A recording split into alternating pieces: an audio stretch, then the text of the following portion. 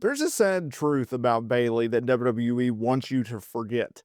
In today's video, we're going to talk about it. We're not going to ignore it like WWE. And it comes because Bayley is going through a very interesting and transitional time. And as I watch Monday Night Raw every single week, and they go through the different personas and gimmicks and characters in which Bayley has portrayed over the years, whether it's the hugger or the more aggressive heel that she turned in 2019, or her alliance with Sasha Banks, or going through and seeing Damage Control turn on her and side with Io Sky. And now that we've seen Asuka and Kairi Sane turn on Io Sky and Bayley acknowledging it, Bayley, whether it's Damage Control or the Four Horsewomen, has never been the star of WWE. She's never been the top female star of WWE on Monday Night Raw or NXT or SmackDown. She's not even been one of the top 3 Four Horsewomen, right? When we talk about the Four Horsewomen, we talk about Charlotte Flair, we talk about Becky Lynch, we talk about Mercedes Moné, Sasha Banks, if you will. Those are the standouts. Those are the marquee. Now, WWE wants you to think that Charlotte Flair is the top B, the queen B, right? And then Becky Lynch and then Mercedes Moné. I would make the argument that it's Becky Lynch, Charlotte, and then Moné. Bayley, never in the discussion, never in the conversation, never in the debate of top 1, top 2, top 3, nothing. It's always the 4th. And I would actually stand by that. Now, look, that is the point of today's video. WWE doesn't want you to know that Bayley is actually the 4 horsewoman, right? She's in last. She's the final 4. Instead, they want you to think that she's number 3 because Mercedes Moné is no longer under contract with WWE. If Mercedes Moné came back as Sasha Banks, as Mercedes Moné, whatever kind of name or gimmick you want to give her, she's going to be ahead of Bayley. Bayley has never been that star. That's not to say that Bayley is not charismatic, that she has a lot of charisma, that she is personable. She does. That's not to say that Bayley can't cut a promo, can't carry a storyline or a promo narrative. She can. It's not to say that Bayley can't go out there and have one of the best matches with anyone on the roster because, well, she can. It's just WWE, whether it was Triple H and NXT, Vince McMahon on the main roster, or now Triple H, they've never seen her as a true bona fide main eventer.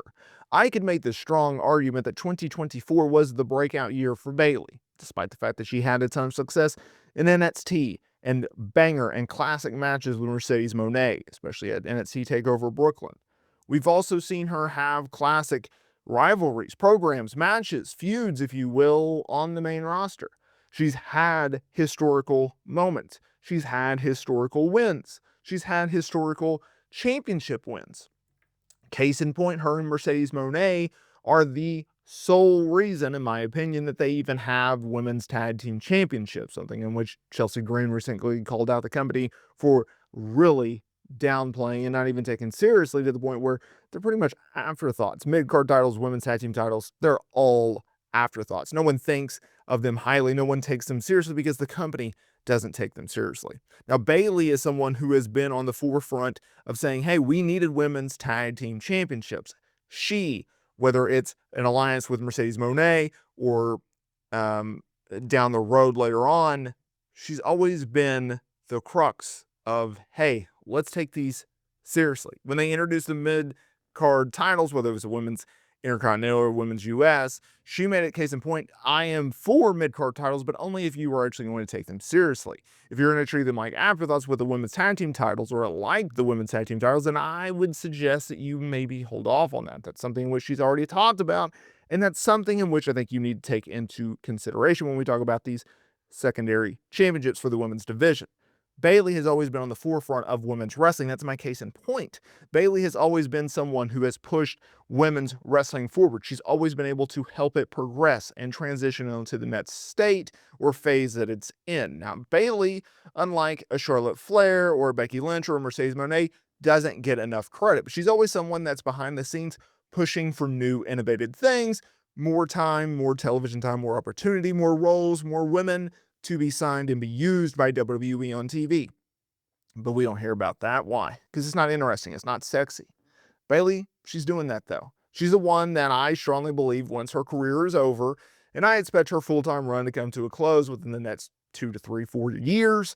I think she's going to be someone that sticks around WWE. I think WWE is going to use her in a most valuable way. I think she's going to transition into being a backstage producer or part of the creative team. She's going to do something within this company. She is pro wrestling, and pro wrestling is her. It's her DNA. It's in her blood. It's in her system. She lives, breathes, and eats wrestling. How couldn't she? She's one of the best to ever do it. Despite the fact that she has accolades that would back up that narrative, I don't think she'll ever get the credit or the flowers that she deserves, at least as an active performer. Yes, Bayley is not as good as maybe Becky Lynch on the mic, and maybe she's not as good as Mercedes Moné in the ring, but I would make the argument that she has much more charisma and character and more personality than Charlotte Flair does in her entire being. I would say that Bayley does deserve to be in the discussion among the best of all time. Certainly one of the best in her generation of the modern era. I would say that Bayley is one of those who will not get her flowers because, well, there's so many great talents out there. She is someone that plays her role perfectly. Bayley is someone in which you can make the argument that she is a better overall performer than a Mercedes Moné, who is a little weak on the promos. I would say that she's either better or on par with Charlotte Flair as an overall performer, because let's be real, Charlotte Flair cannot pull off a babyface run, and she has been very spotty in her match quality. Her promos have never really resonated outside of, hey, I'm a heel, hey, I'm better than you, and hey, you got to respect it because that's the mega push that I'm getting. That's the kind of the Charlotte Flair character. That's the bread and butter. That's what got her to the dance.